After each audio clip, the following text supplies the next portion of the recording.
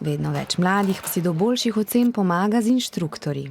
Moje ocene v šoli niso bile neki v redu, pač so bile večinoma negativne in smo se pač odločili, da bomo poiskali inštruktorja, da bo pač mi pomagal pri matematiki. Najlažje je moja mami in prek spleta prijazen je bil. Slišal sem, da je težko najti inštruktorja, ki tebi ustreza, ampak enkrat najdeš, naj bi bilo dobro, ker sta sama, je res tišina. Če se odločite za inštruktorja, bodite pri izbiri previdni. Vedno preverite, kakšne izkušnje imajo z njimi drugi. Gre za obliko zunanje pomoči.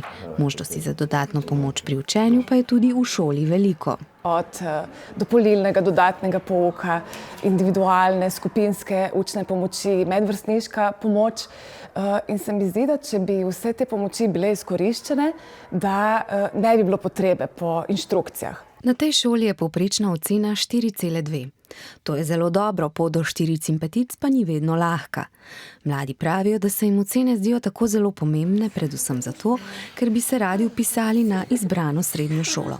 Če res želiš priti na šolo, ti se ti zna malo hudo, če ne prideš zaradi svojih ocen, se zato potrudiš. Jaz se ponavadi iz učbenika učim, pa kdaj, če res kaj ne razumem, si začnem prepisovati v zvezek tisto, kar ne razumem, in pol se tako naučim. Pišem na list vprašanja, pa se potem sam sebe sprašujem. V bistvu si predstavljam, da nekomu nekaj razlagam, s tem v bistvu sam boljš dojamem snov. Mogoče vprašam starše, da se z njimi pogovorimo o celi snovi in v bistvu si tako najlažje zapomnim snov. Rajši vprašam kakšnega prijatelja, sem ugotovil, da mi znajo veliko boljše razložiti. Strokovnjaki pravijo, da je prav pomoč vrstnikov pri učenju velikokrat najučinkovitejša. In imam ponovadi vsako leto 2 učenca. Ne glede na to, kaj izberete, pa velja, da najbolj pomaga, da se začnete učiti pravočasno.